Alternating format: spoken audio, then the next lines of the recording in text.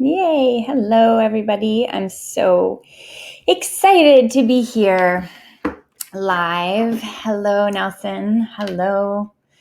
Hi, Linda.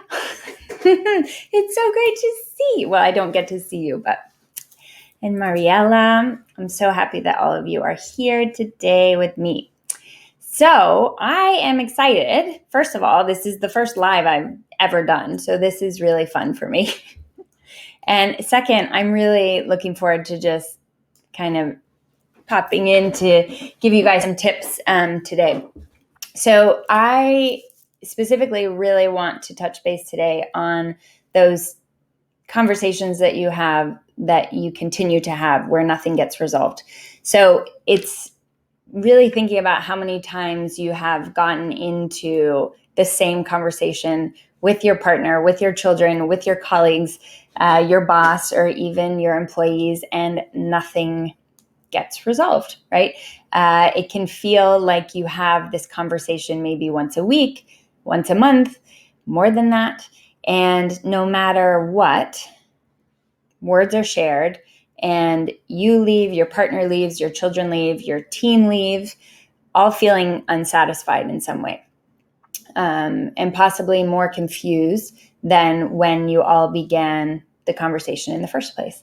And sometimes the consensus at the end of all of this really is, what is even the point of bringing anything up if it never gets resolved? And if this sounds familiar, then this resonates with you, then this video, this live today is really for you. Because today I want to share with you what you need in place to have conversations where there is a resolution, and then things, aren't, so that things really aren't just hanging out there only to be brought up again and again. This is really what I want to share with you today. So how to have conversations where there actually is a resolution. For those of you who don't know me, hi, I'm Cynthia. I'm from the Kane Intentional Communication Institute, and this is where we help people enhance their lives and relationships by teaching them to communicate with themselves, others, and their environment in a kind, honest, and helpful way. So today, I'm going to be talking about what keeps you stuck in the same communication loop where nothing gets resolved, and then what you need in place to break this cycle. And before I get into the content, though, I just want to make a quick little announcement, and that is that there is a siren. I'm not sure if you can hear the siren, but it sounds like it's going to pass, so I'm going to allow that to happen.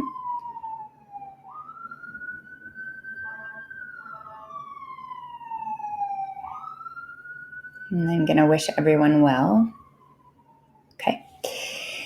So my quick announcement is that I am hosting a private training next Monday, the 16th of November, but you have to apply for an invite. So if you want to work with me to become less reactive with your partner, your children, family, friends, more conscious and clear and concise at work, and really learn how to handle difficult interactions with those most important to you with ease, and just create more calm interactions, apply, right? You can apply now at intentionalcommunicationtrainingapply.com, intentionalcommunicationtrainingapply.com.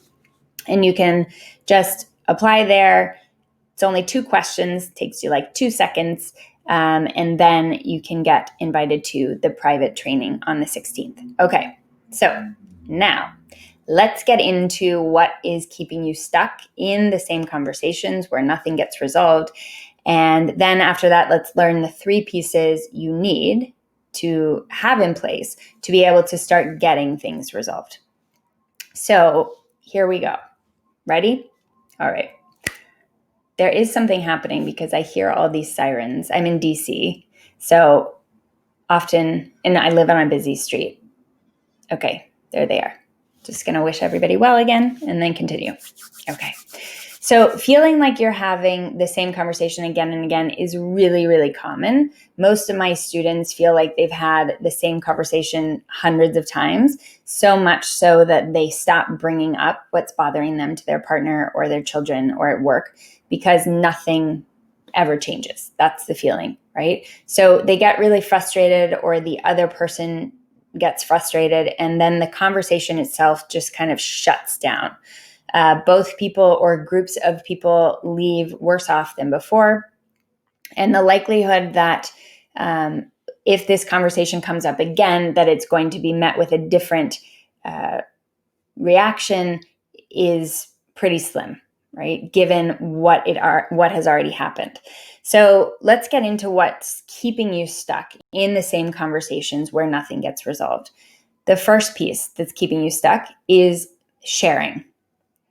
Most of us think that simply bringing something up with our partner or our children or at work, that it means that it will be resolved, right? We say something, we share something, and believe that because we've expressed ourselves in this way, that action will be taken. Okay? It's the idea that sharing leads to action, but sharing is not actionable. Okay? The definition of sharing is really just to tell, right? To tell thoughts, to tell feelings, to tell experiences to others. And this is what most of us do. So we tell, but again, telling doesn't create change. So that's the one piece that keeps us stuck in these conversations that continue to not be resolved, is that we're sharing information which is not actionable to change. Okay. The second piece that keeps us stuck in these types of conversations is that we focus on the wrong things in our conversations. So we're way too focused on what happened or didn't happen, what the person didn't do, what they could have done differently, how the situation could have potentially looked, what wasn't working, right? Our attention is often on the things that have happened that cannot change. So it's really difficult for anything to move forward if our attention and if our conversation is based on what has already happened in the past, because we can't move that, right? So one piece that gets us stuck in these conversation loops is that our attention within the interaction is on that which is not very skillful. It's not very helpful, right? The third piece, or the third reason we get stuck in these types of conversations really, is that we don't know how to work with our own discomfort. I mean, think about it, right? Think about how many times you've been in interactions that feel really bad and you feel hurt or upset, frustrated, overwhelmed, and how often do you truly slow down in those moments? I mean, I can say from my own experience and from my students' experience that often it's reaction, right? So we don't know how to work with the discomfort that comes up in our conversations. And so we react, and reacting is without any thought, right? It's when we react and we go into those default behaviors that we have of getting passive aggressive or shutting down completely, or, lashing out and walking away. So this is really what keeps us stuck in that loop, is that we react in the same way each time, because our way of processing, well, it's possible there is not a way of processing right now, right? So much of communication is that we believe that because we know how to talk, we know how to communicate, but that is not true. There's actually a practice or a process to communicate in a way that is helpful. Other than that, if you're not using a practice, you're really just kind of winging it and going off your instincts and what you've absorbed for the last however many years, right? And then the last piece, which is really, I think, it's kind of the biggest, and the reason that we get stuck in conversations that don't have a resolution, is that we don't ask for what we need. We don't ask for what we need. I mean, think about the last conversation that you had that you've had over and over and over again. And did you ask for anything? It's possible that you didn't ask for anything. So think about it, because what we do instead oftentimes is we dance around the issue, right? We get really nervous. We get nervous to be honest, and we get nervous to be honest in to the point of what it is that we really want to be saying, because we're afraid of what the reaction will be. And then it's also often that we can dismiss our own, asks because we think that it's not valuable or it's not necessary to say. So those are the 4 reasons that we continue to stay in conversations that don't get resolution. And again, I'll just go over it really quickly. The first is that we share information, which is not actionable. So we're just talking, right? The second is that we focus on the wrong things in conversations. Our attention is on places that can't be changed, can't move. The third is that we don't know how to process or work through the discomfort that's happening in those moments. And so because of that, we react. And then the fourth is that we don't ask for what it is that we truly need. We're afraid to be honest, because oftentimes honesty comes across potentially as not being kind. But in this practice of communication, being honest has to also have with it compassion. That's the only way we can be honest and it can be heard, right? There has to be compassion involved. Okay, those are the reasons why we get stuck. Now, how do we get out of that, right? So now we get to move into getting off this hamster wheel, finding the door. And these are the 3 pieces that you really need in place to be able to get started in this way, right? Okay, so the first thing you need to do to start getting things resolved is first know what to focus on in an interaction. So you have to move your focus from what happened, what the other person said, what they didn't say, what they could have said, why it's this, why it's that, what they aren't doing or could be doing. Or instead of, instead of putting our attention there, what we want to do is we want to move our attention on how we can move the conversation forward, right? We're also not putting our attention on how they're feeling or not feeling. And instead, we want to move our attention to what the interaction made us feel. Okay, it sounds kind of odd, but when we're in these conversations that don't get resolved, it's because our focus is so much on the outside. And what we want to do is we want to actually move our attention to ourselves on the inside. We want to go in and we want to understand what is it that we are feeling in this moment. Because feeling, we can talk to feeling, okay? Because feeling can change, feeling can move. We can't talk to that which has already happened. So that's the first thing, right? We want to move our attention onto how this interaction, how what's happening has made you feel.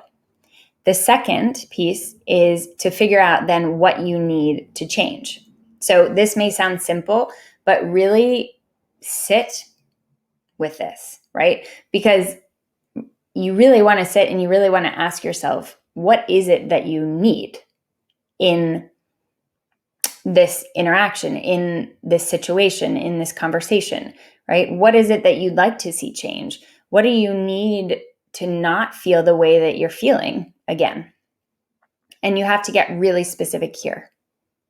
So that's the second thing, to really figure out what it is that you need to change. And then the third piece is you have to ask for what you need, right? For a conversation to finish, for you to have a conversation and it not be brought up again, there has to be a commitment of some sort. So you have to ask for what you need.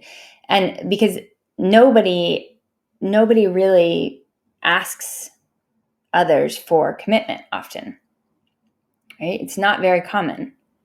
So this would look like, would you be willing to put your phone down for the first 10 minutes you get home so we can talk? Would you be able to let my team have more autonomy for 1 month and see if they're more efficient? So I'm just going to ask you to take a minute now, really, and think of a conversation that you feel has yet to be resolved for you. And see if you can map out these 3 pieces. See if you can map out first why it hasn't been resolved, right? Can you see that maybe you were sharing, maybe your attention has been on the wrong places when you're coming to these conversations?